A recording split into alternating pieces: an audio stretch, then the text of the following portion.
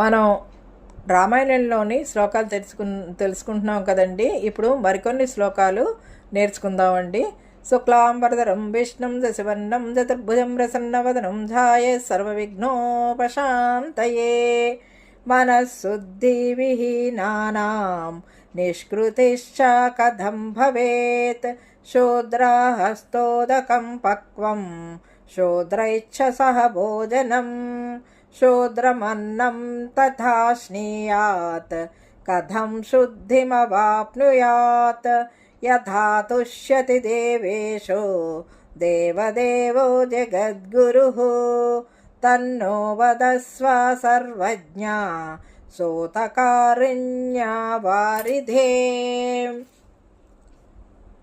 వద సూత మునిశ్రేష్ట సర్వమేతదశేషతః.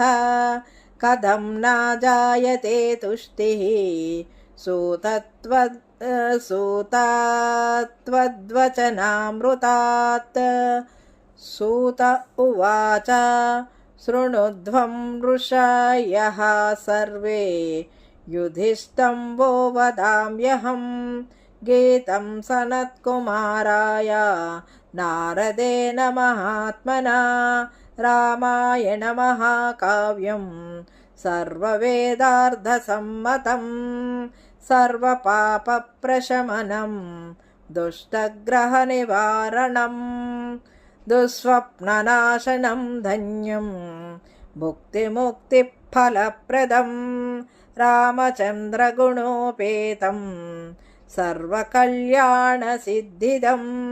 ధర్మార్థకామమోక్షాణాం హేతుభూతం మహాఫలం.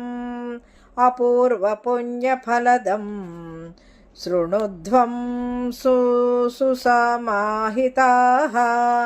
మహాపాతకయుక్తో వా సర్వపాతకైః. శ్రుత్వైతదార్శం దివ్యం హి కావ్యం శుద్ధిమవాప్నుయాత్. రామాయణే ప్రవర్తంతే సజ్జనాయే జగద్ధితాః. త ఏవ కృతకృత్యాశ్చ సర్వశాస్త్రార్థకోవిదాః.